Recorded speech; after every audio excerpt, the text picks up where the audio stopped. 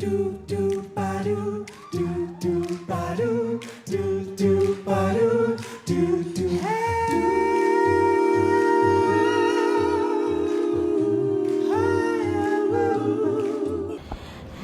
everyone and welcome to today's episode of Down South. Guys, today I am joined by a force, a magnificent, awesome group, a multi-award winning contemporary a cappella group all the way from South Africa, Just Six. Welcome guys. Oh my goodness. What have you guys done to our ears here in England?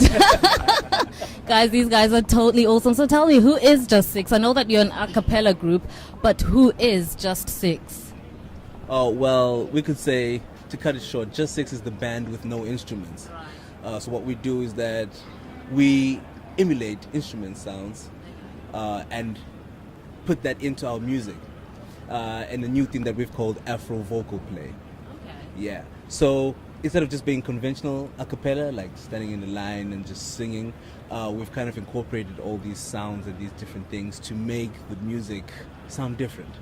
And it absolutely sounds brilliant. I mean, you've all got special skills as well when I watch you on stage. One is the trumpet, one is the guitar, one is the bass. So tell me, which part do you specialize in? Oh, quite a number, but I'm infamously known, whatever the word is, known for the, Infamously. Thank you very much, for the saxophone. So I do saxophone, I do a bit of guitar, I beatbox as well. So you do that with your mouth? Yeah, just. Oh wow, are you going to give me just a taste of it? Which one do you want? I'd like the saxophone, please, because if I tell people, they won't get it without listening to it. Here we go.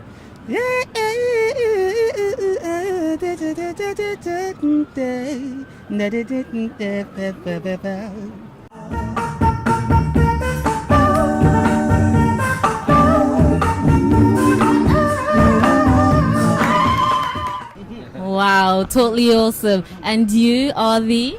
I am the bass, and that's all I do. I'm the bass guitar, and I actually almost always do bass guitar, and then I sing obviously with it. And a bit of bass would be bing bing dum dum bing bing dum dum bing dum bing dum. Awesome, guys. This sounds absolutely great. And you are? First of all, my name is Usmagolo Malaza. Yes.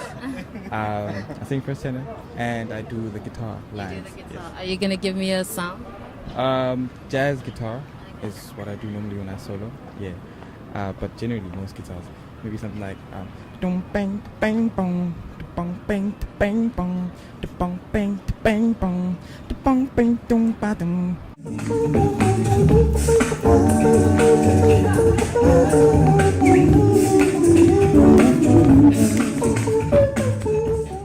Something like that. Totally awesome. So that's what makes the group different. It's all these different sounds that you bring in. So it's not just a total singing a cappella, but you bring in all these instrument vocal sounds in it. Oh, totally awesome. So if we go back into a bit of your background, originally, where are we from? I know that we're South African, Zimbabwean, we're all a mixture of Southern Africa. Are you going to tell me where you're from?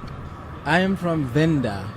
It is a country on its own, a kingdom in Limpopo. Yeah. Awesome. Yeah, I'm from Bulawayo, Zimbabwe. Okay. Yeah. I'm from Swaziland, Okay. Mpumalanga, Ermelo. Okay. I'm from the Eastern Cape. I grew up in Butterworth and now stay in East London. Okay. So Umxhosa. Xhosa. Okay. I am Ndebele. Like I am from Bulawayo. Bulawayo, okay. Oh, awesome. So it just shows that how in Southern Africa how rich our voices is, no matter which part of we come from. Once we come together, it sounds like a total beautiful harmony. Okay, so you did this European tour, and you now found yourselves in the beautiful city of London. So you did Germany, you did Austria. Okay, so tell me, what did you expect before you set your foot out and left South Africa? What did you imagine that the trip would be like? I'll start with you. Well, okay, I usually am not one to expect much from situations, but basically we expected people to come out and see us. We expected to get our name out there, get to show people what we do, and hope that they really appreciate it and we could come back next time. Anyone else that expected something different and got something different? We didn't really know what to expect. We didn't know, honestly. But when we got to these places, we were actually shocked. We were surprised to see the number of people that actually came out to see us. So that kind of did overwhelm us to a certain extent, to a certain point. But we loved it. We appreciated the fact that we are appreciated and that people love what we do and that actually come out and hear what we do. But wasn't it awesome that you could see the crowd and it was all different colors of people and races, and wasn't that totally beautiful? Yeah, actually, it is very touching because, especially in places like Germany and Austria, where most of what we communicate with is obviously English and our native languages, but mostly English. That these people, some of them couldn't even speak a word of English, and predominantly, obviously, as well, for our songs that we do in our native tongue, wouldn't be able to understand anything. But the way that they'll still appreciate the music, I guess it was a bit different. I think one of the best shows we had was in London because the communication was better. We could really vibe with the audience and all those things because we could really understand each other. But going out there to those places and but then the way they appreciated everything was really special. Awesome. And how would you say that the crowd is different from the crowd Yasekaya? Claudia Lana, would you say you receive differently? And if you are received differently, how different is it? Well, I guess what I did was research the festival that we were going to be singing in, which were classical audiences that we always performed to. So that was one of the things that we were really nervous about. But it was really amazing how, like Ngosi said, the reception was. And compared to back home, I'd say slightly betterish this side, maybe because it's something different that they have never heard before, probably, which is a complete 360, kind of turn from what they know. And so they were going crazy. But not to say that we're not appreciated back home, but I think because we brought something different that they've never heard before, they were just, loving it. Just to add on to that, I'd say in South Africa, we're used to singing, we're used to all this stuff. So when we come back here, when we come to London and Germany, they love the instrumental vibes, And then when we come with the a cappella African vibe, they're like, yeah, what's this? And they enjoy, So it's very different. It's very different. But I guess at home you're still received with love. Yeah. Okay. And what would you say makes you guys stand out from all the other a cappella groups back in South Africa? It's our influences. We all grew up listening to different types of music. We're all from one church. Wow. So we kind of have that background, that backbone background with us. And because we've listened to a lot of stuff and a lot of a cappella groups as well, we kind of take everything from everyone and we put it all together and then we come up with our thing, So I think if that is a point that kind of makes us stand out, then I think that should be it. That we take everything. We just recycle stuff and we make stuff new, and that's just basically what we do. And you still stay current though, because I heard, you go from R&B and then you go to hip hop and then you go, do you know what I mean? On stage, you're still very, very current. What we're trying to do with our repertoire a lot is that we try to encompass a lot of different spaces in terms of time, in terms of genre. We try to spread it out quite a lot so that every single person feels accommodated, and that's the most important thing for us. We just don't want to be known for they Escatamia group, or they are a R&B group or a hip hop group or whatever the case may be, but we want to be known for our diversity and for someone to come to our show and sometimes even be amazed at how we just sang a hip hop song and can sing a classical song, and how we can just make the switch so seamlessly. And then I hear you've got this awesome single out, Anna. So how did that come about? What was the inspiration behind Anna? That's the man who wrote it. Yeah. Oh wow! Over to you. Well, Anna is a love story basically, or a wannabe love story about a guy who has this person that he really feels strongly about, but this person just wants to be their friend, and they're trying to convince this person that I want you to be more than my friend. So it was not anything that literally happened. Are you sure? Yeah, I'm very sure. Are you sure? I'm sure about that. It was just I in the songs that I write, I like telling stories. Yeah, so it could be something that I've seen. It could be something imaginary, you know. Not particularly. But yeah, I just like taking people on a journey in music. So sometimes it could be something I experienced, but not in this case. Not in this case. Well, it does. Great. I need to say that because people have this misconception that I was actually writing the song for someone. And There's nothing wrong with that. no, I wasn't. Not that there's anything wrong with it, but I wasn't. There are a couple of songs that I have. There's another love song that we do called Nyamtanda, where I wrote that song and I wasn't even in the space of what the song is about. So it's it's not always the case. It's not always the case. Right, okay. So have we got anything that we should expect coming up soon, like another single, another album? Should we await anything? Because our ears are itching. I mean, after that Anna single, honestly, we are itching for more. And you can't just leave us like this, like leave us hanging like this over in London. We need more. Yeah, most definitely. What you can expect is our new CD coming out. It's called Afro Vocal Play Volume 1. It will have Anna and a whole lot more other original songs that we're working on that we love so much. And we'll try and incorporate some of our covers that we normally do. But yeah, we'll keep everybody in the loop on when that's dropping, especially like on iTunes and everywhere on the internet and stuff. Yeah. Definitely. And then one thing I noticed, I mean, when you guys are on stage, you can see the hard work you guys put into this.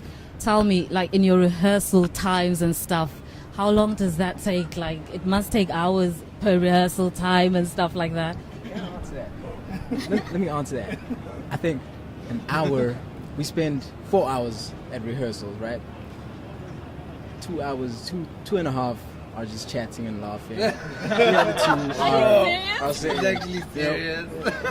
But when we get on stage, we know what we have to do. That's when you Yeah, know that very- it's a natural talent. So yeah, we spend little time rehearsing, honestly. Yeah, we mess around so much in rehearsal. Actually, he messes around. But I think it also comes with the culture of who we are. We as much as we believe in working hard and getting something to the point of it being perfect. But it looks perfect when you guys are. thank you very much. But we also believe that we need to have fun. So I mean, if we're not at rehearsal, when are we going to bond? It's true. So that's the only time that we can actually say, okay, let's bond, guys. Let's and we actually learn a lot about each other in those rehearsals. But your fun times do appear on stage as well. Like there's moments where you do certain things that you know that this must have been rehearsed in a very funny. Do you know what I mean? So your humor comes across on stage, and your fun times, we do see them when you guys are performing as well. Oh, totally awesome. Well, we've enjoyed your company over here in London. Tell me, each of you, what has been your highlight in this European tour? I'll start with you. Can you start there, please? Your highlights. Okay. No. Actually, I'll start here. Wow. Okay. I think for one, it was when we were in Germany, in one of the islands. There was a guy who was in the audience, and he was really, really touched by one of the songs we did. I mean, when we were on stage, we were looking at this guy, and like he's really into it. And this is like an African song, but he was really into it. And then, I mean, he even shed a tear. Then when he came outside, he was like talking to us, and still emotional. It was very emotional. And he even sent an email afterwards. And he didn't understand the song. We didn't understand it. He was so touched by it. Yeah. Okay, and you? For me, first, I've never traveled outside of South Africa, so this is like my first time. And I'm one of the newest guys in the group. So there's a lady in one of the places in the northern side of Germany, a granny actually, that asked for my numbers. So A granny. yeah, so when we were signing autographs, she's like, she spoke in German. saying, and Nomer, and I'm like, I heard that. And she lost my face, you know, so that's a bit of a highlight for me. The highlight, making nice big contacts abroad. Right, and you? I've been trying to think this whole time. Come on, there must be a highlight. Was it London? Was it Germany? Was it Austria? Or just all of it as a whole for you? I think all of it as a whole, really, and just being with the guys and spending more time together than normal. Because we're together maybe for a weekend, for a few days when rehearsing, and we've actually gotten much closer as brothers, you know, even outside the music. But I really loved a town called Traunkirchen. Just for how beautiful it was. It had mountains and it was a huge lake there. It was and the performance there as well, actually. So, you know, I think for me that was the highlight for me. Yeah. I'll come to you. Back to you, Bob. I guess it's meeting new people, you know, and securing the bonds that we already had with people that we already did know, you know. There are places that we went to where we were treated really, really well, you know. I won't lie about that. Like we've got biggish friends. And, Nice. That's what you want to come back with. and we made some biggish friends as well, you know. And I think one thing that we kept saying amongst ourselves is that it kind of shows how important we are, you know. You know, when we go back home, sometimes you feel like what you're doing, because people are used to it, sometimes you feel like, it's not that important. But when you travel the world, you start to see that people appreciate you. You see what So I think that for me has been the biggest highlight, how it kind of reminded us that we are important and we are doing something that's really good. Yeah. Well, for me, I think the biggest highlights were when we met a group called Naturally Seven. So this is a group that's kind of been a very big influence on me growing up listening to a cappella. So meeting them and because it was the first time ever, it was just by chance that we're in the same country, touring the same country at the same time. So having this chance to meet up with them, not even at a show somewhere, but like actually going to their space. So they invited us to come to the place where they live in when they're on tour, and we had such a great time together. We had a chat about a whole lot of things. We just didn't want to finish talking, you know. So it was really special. And not only them, also we met a group called King Singers that are a big group here in England.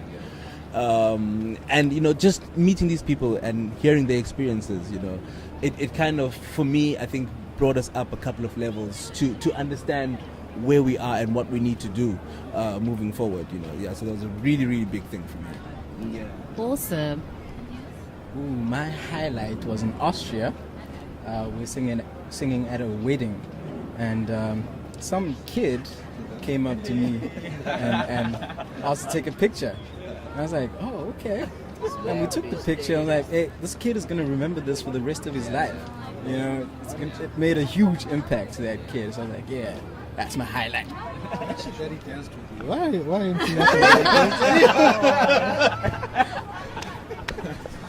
Don't leave anything out, man. Goes the kid. Oh, guys, that's totally awesome. So please tell us, what should we expect? Do we expect you guys here next year or the year after? Is the European tour one you're going to be doing over and over and over? yeah, most definitely. We'd really, really love to be back here every year, you know. Hopefully next year, you know, we could work on it a little better and actually do a world tour where we can cover Europe, we can cover the United States, we can cover South America. It would be really great just to go all over and to do that every year and every year. It's something that I don't think we'd ever get tired of, just doing that every year. Well, you know, I'm not going to close this without making them hear these awesome, sweet melodies.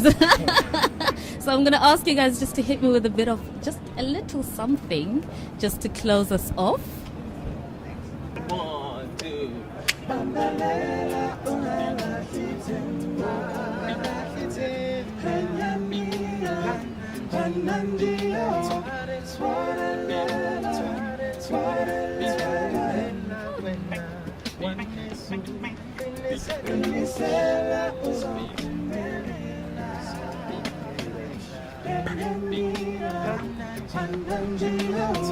Swirling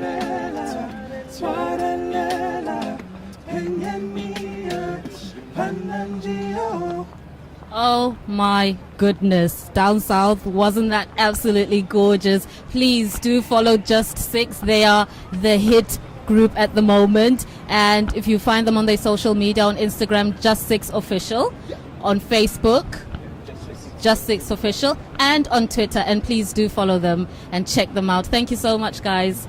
Looking forward to seeing you next year. Thank you. There is a way that is right to a man, and your will is how you get there. It's impossible. I say you got to be invincible. So stand up and make your dreams come true. Even if it's hard to get over, too low to get under. Where there's a will, there will be a way. Oh, ungala litemba. Pananjia, twarelela wena, mwanesu, qinisela uzokumelela. Pananjia,